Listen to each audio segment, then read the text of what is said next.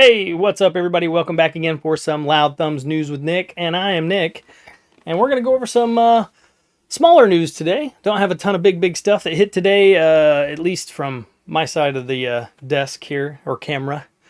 We are gonna talk some Sony stuff. We got some downloads, some biggest downloads that Sony saw for 2023. Talk about that here in the beginning. We're gonna talk about Death Stranding. It might have a name. We'll find out where that name is. Some Princess Peach. The Showtime is out now. Some new trailers. The game is not out now, obviously, but that's coming out in March. So coming around. So we're going to talk about that a little bit, and some new Joy-Cons that are coming along with that. So we're going to get right into it here and start with the downloads here. So Sony has mentioned in a post that they know their top download games of 2023, and we're going to talk about those here real quick. So sports titles, Rockstar Games, Call of Duty, and Hogwarts Legacy feature prominently. That's pretty awesome. Sony's revealed the most downloaded PlayStation Store games of 2023. The company has published separate top 20 charts for PS4 and PS5 in both US and Canada, and has been released to the top 10 charts for PSVR games and VR2. Sports games claimed 20 of the 80 places across the PS4 and PS5 charts, while Rockstar titles took 7 spots and Call of Duty games occupied 6. The PS5 chart in US and Canada was topped by Hogwarts Legacy, huge game, billion-dollar game this last year, ahead of Modern Warfare 3, Spider-Man 2, Madden NFL 24, and NBA 2K 24. So sports titles are still huge. I don't think that's going to change ever, really. I think they're in that same realm as Call of Duty. EA Sports FC led the PS5 charts in Europe, followed by Hogwarts Legacy, Modern Warfare 3, Grand Theft Auto 5, and Spider-Man 2. So it's interesting to see that over in Europe, GTA 5 is holding more traction than it is here in the US. I find that intriguing, to be honest with you, because I'm a big GTA fan. And Modern Warfare 3 topped the PS4 charts in US and Canada ahead of Hogwarts Legacy, MLB The Show, Madden NFL, 2K24, and NBA. So these are just quite interesting for me to look at. I think they're fun. They draw kind of a line in the sand to see who's into what. And I mean, the common denominators, obviously, Hogwarts Legacy and Call of Duty are on both of these. And we have sports titles on both. But that Grand Theft Auto one is most intriguing to me, that it's still in the top 5 in Europe. But very cool. Not needless to say, it's still very cool. Sony's killing it. They had some really good deals this year, by the way. I think that probably helped a lot. But I picked up a few of those deals. None of the ones I picked up on deal are on those top charts because those people don't wait. They got them day one. Little FOMO out there. So we are going to move on to the next one here. We're going to talk some Death Stranding. And looks like we may be getting a title for the game. So Death Stranding 2's full title was possibly leaked here. And they're saying that it could be called Death Stranding 2 On the Beach. I have not finished the first game, so I don't know what this is referring to. I'm assuming it means we're making it to the outer edges of the United States somehow in the game. Beaches somewhere, right? It could be completely something different. Who knows? Kojima does crazy things. So it says a highly reliable data miner, Bill Kuhn, claims that the game is called Death Stranding 2 on the Beach. According to the leaker, fans shouldn't have to wait long to receive official confirmation as the new reveal for the game is said to be imminent. While they couldn't provide an exact date for the product announcement, they estimate it would be made within the next 15 days. So there is rumors of a state of play here being in discussion. That is a possibility.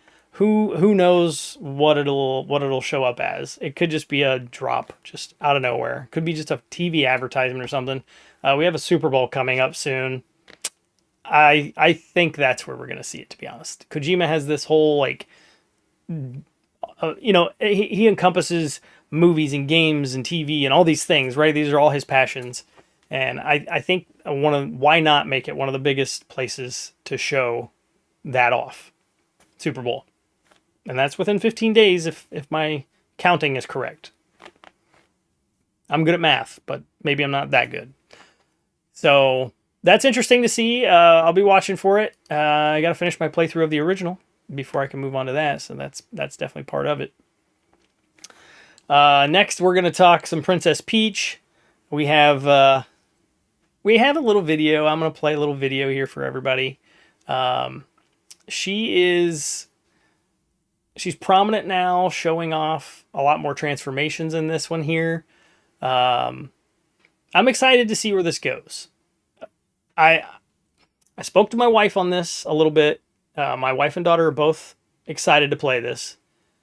I'm excited to play it too.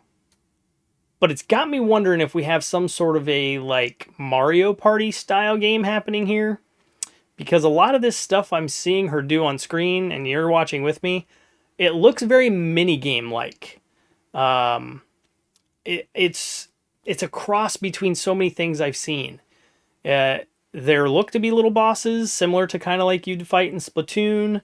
But you kind of got to platform or, do what she's doing on stage here to make your way to that boss, which that part of it seems to be mini game. Like this all seems mini game to me, right? This is definitely what I'm looking at.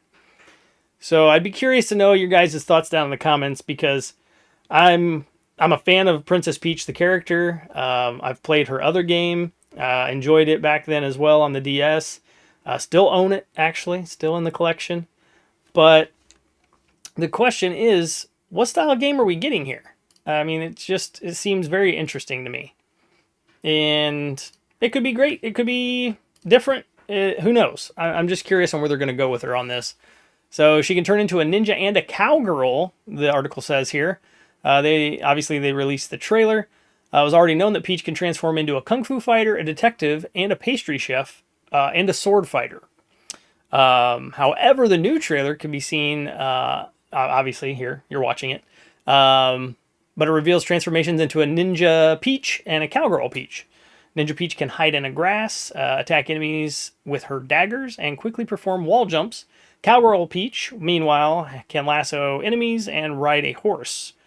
Princess Peach Showtime set to coming out March 2024, so we're coming up close to that. And I want to play it. I'm definitely going to buy it. It's on the buy list. I don't know too many Nintendo games that aren't. I love Nintendo titles. Nintendo knows what they're doing. I got a bunch of Nintendo stuff in front of me. I got a bunch behind me. So I love Nintendo.